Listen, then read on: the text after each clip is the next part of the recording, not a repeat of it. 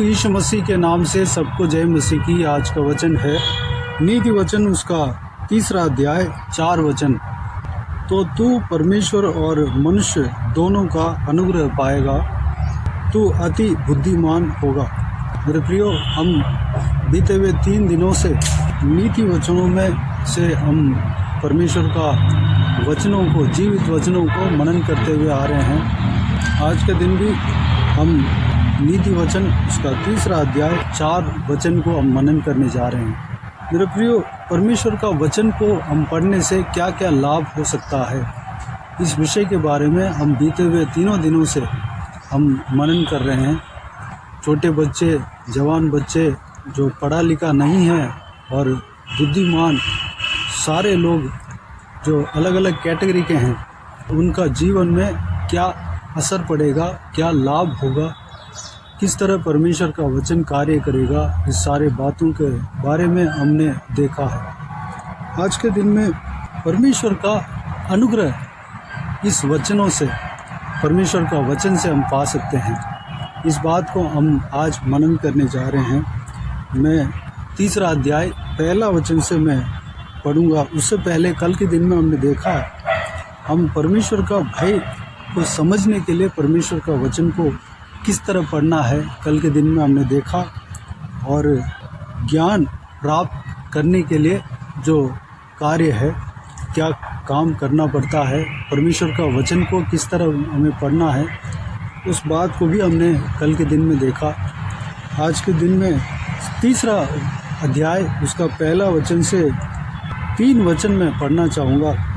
उसमें हमें परमेश्वर का वचन इस तरह मनन करने के लिए बताया हुआ है कि हमें परमेश्वर का वचन को किस तरह पढ़ना है, किस तरह हमें अपनाना है, हमें परमेश्वर के वचन के साथ क्या करना है, इस बारे में लिखा हुआ है।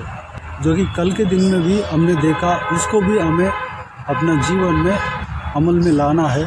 आज के दिन में भी हम कुछ अलग बातें देखने जा रहे हैं। इसमें लिखा है, ए मेरे पुत्र, मेरी शिक्षा को न भूलना, अपने हृदय में मेरी आज्ञाओं को रखे रहना, क्योंकि ऐसा करने से तेरी आयु बढ़ेगी और तू अधिक कुशल से रहेगा।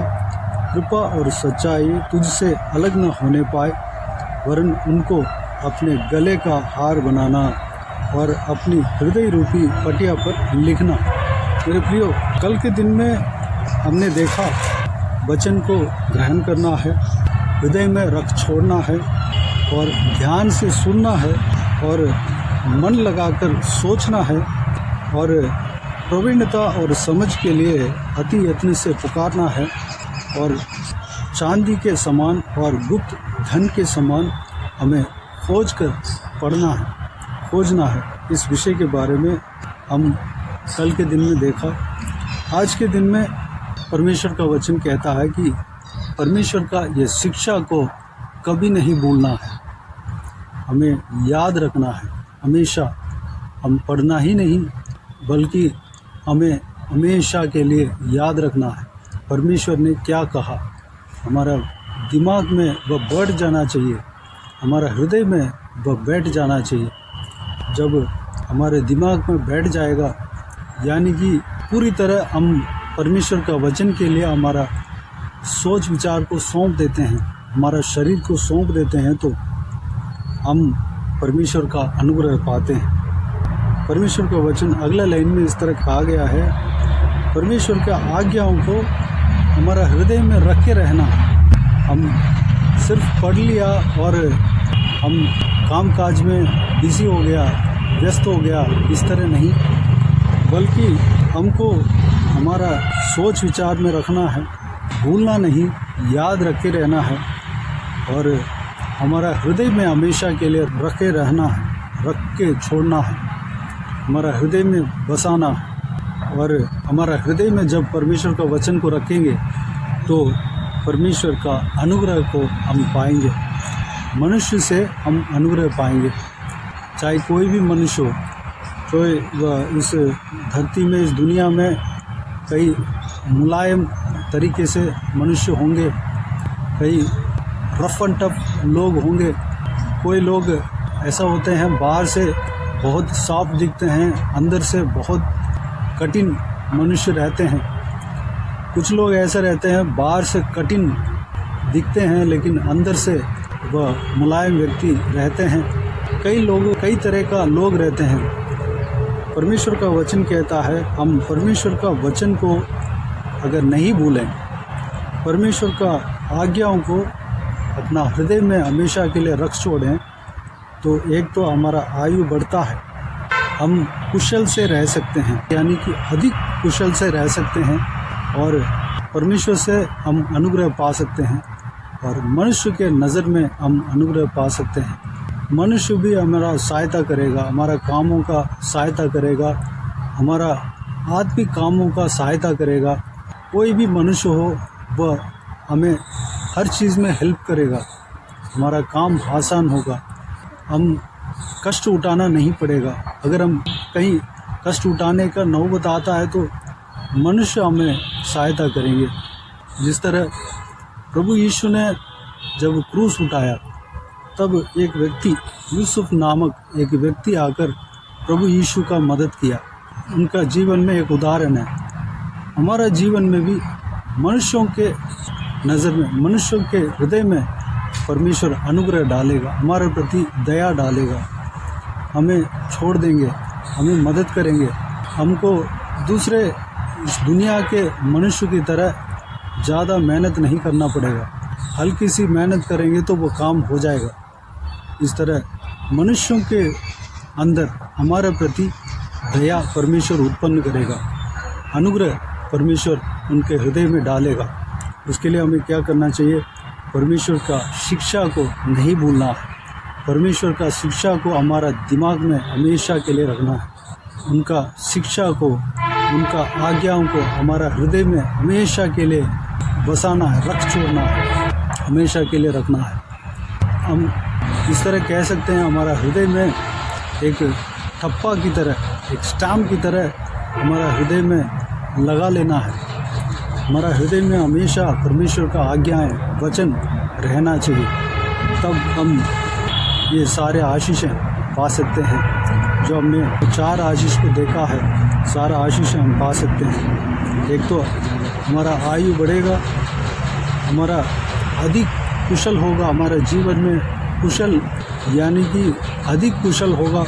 तीसरा, परमेश्वर से हम अनुग्रह पा सकते हैं और मनुष्यों से अनुग्रह पा सकते हैं। तीसरी बात, कृपा और सच्चाई हमसे अलग ना होने पाए, यानी कि परमेश्वर का बाइबल जो है हमारे साथ रखना है, हमसे अलग नहीं रखना है।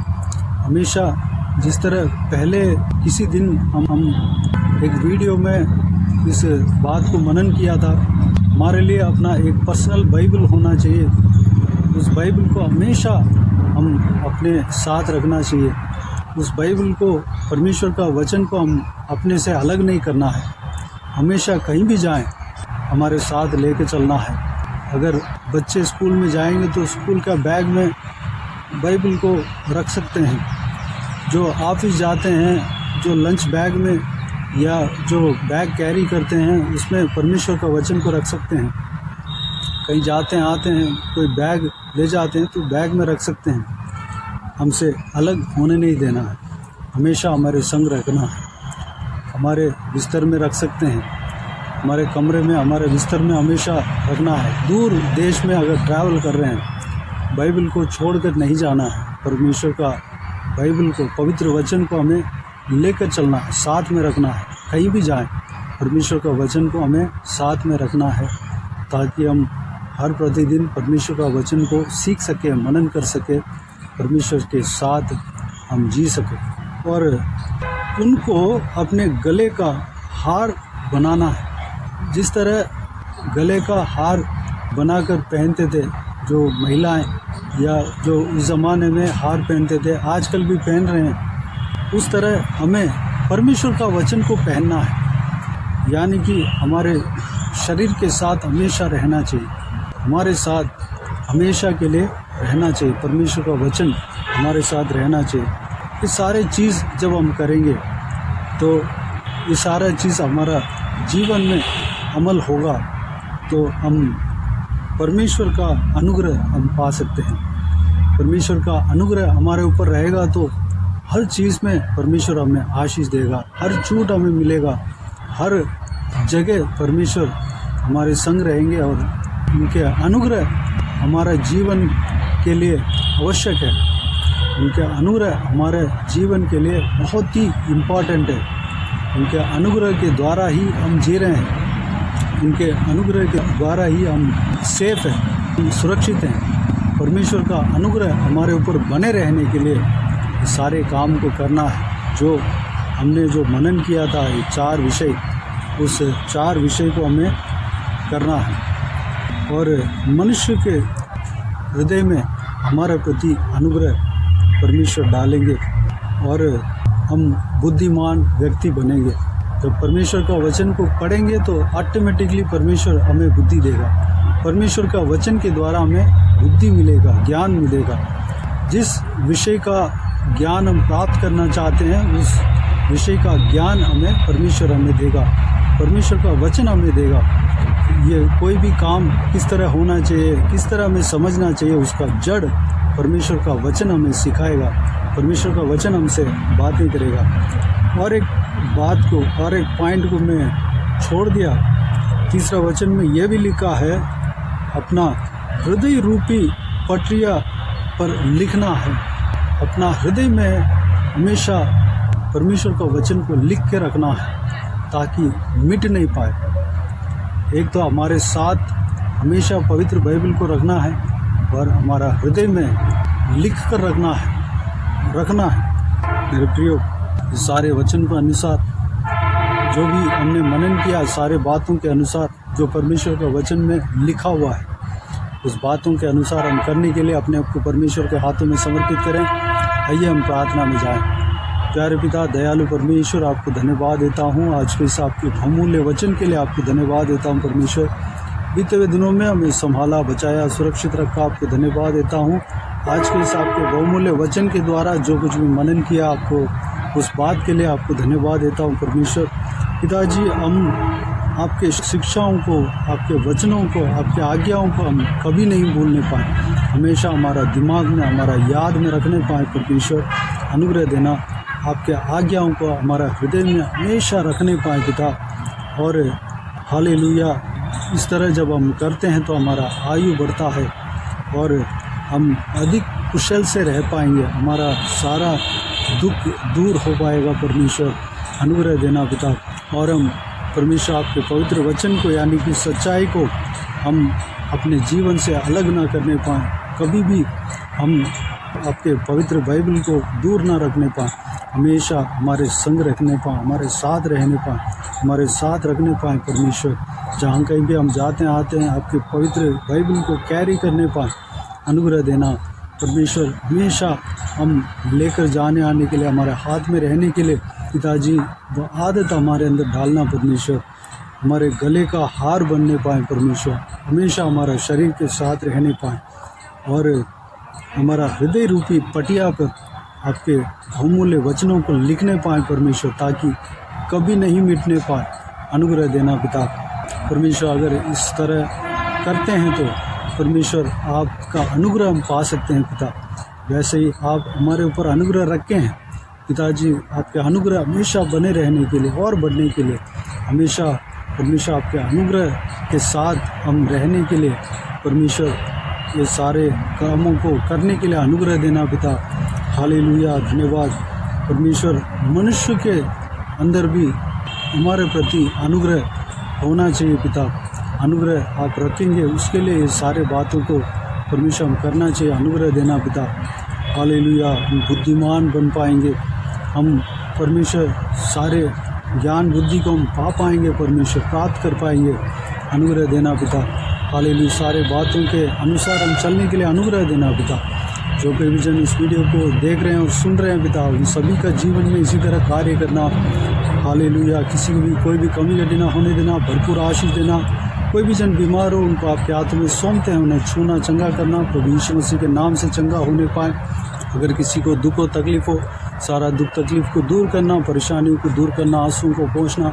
जिनका शरीर में परमेश्वर जो भी दुर्बलता है, कमज़ोरी है, सारा कमज़ोरी दुर्बलता को दूर करना परमेश्वर, बल सामर्थ से भरना। लोग जहाँ कहीं भी जाते हैं आते हैं, हर एक का संग रहना, हर एक के ऊपर आपके हाथ हमेशा बने रहने पाए। हालेलुया। हर एक का परमेश्वर कमी घटियों को पूरा करना पिता, जो कुछ भी उनका जीवन में कमी महसूस करते हैं, सारा कमी आपके द्वारा पूरा होने पाए, अनुग्रह देना। दुर्बलता दूर होने पाए पिता, अनुग्रह देना, आशीष देना, बल सामर्थ से भरना परमेश्वर। जो भी ज़रूरत है सारा ज़रूरतों को पूरा करना। बुजुर्ग व्यक्तियों को आपके हाथों में सौंपते हैं, महिलाओं को आपके हाथों में सौंपते हैं, बच्चों को आपके हाथों में सौंपते हैं पिता। सभी को सुरक्षित रखना, संभालना, आपके लहू से छिपाना पिता, उनके संग रहना, आप अपने स्वर्गदूतों को भेजना, उनके संग रखना पिता। धन्यवाद। बाकी सारी बातों को आपके हाथों में सौंपते हैं। सारा आदर महिमा जलाल आपको मिलते रहे। सारा दुआ प्रार्थना को प्रभु यीशु मसीह के नाम से मांगते हैं, सुन और ग्रहण कर। आमीन आमीन। प्रभु यीशु मसीह के नाम से प्रभु यीशु मसीह का आशीष और अनुग्रह हम सभी के ऊपर बने रहे। आमीन आमीन। मेरे प्रियो, इस चैनल को सब्सक्राइब करें और शेयर करें। अगर किसी को भी प्रार्थना का विषय हो तो डिस्क्रिप्शन में दिए हुए नंबर पर कॉल करके प्रार्थना करा सकते हैं। हम आपके लिए प्रार्थना करेंगे। आप अपनी व्यक्तिगत प्रार्थना में हमारे लिए प्रार्थना कीजिए, इस सेवकाई के लिए, इस सेवकाई का उन्नति के लिए, इस सेवकाई में जुड़े हुए हर एक जन के लिए, हर एक आत्मिक उन्नति के लिए, तरक्की के लिए, आत्मिक आशीष के लिए, संसारिक आशीष के लिए, पारिवारिक आशीष के लिए प्रार्थना करें। प्रभु ईश्वर आप सबको आशीष दे। इस सेवकाई के द्वारा परमेश्वर आपके जीवन में कार्य किया हो वो भी हमें बता सकते हैं, ताकि हम सब मिलकर परमेश्वर को धन्यवाद दे सके, महिमा कर सके। प्रभु ईश्वर आप सबको आशीष दे। आमीन आमीन।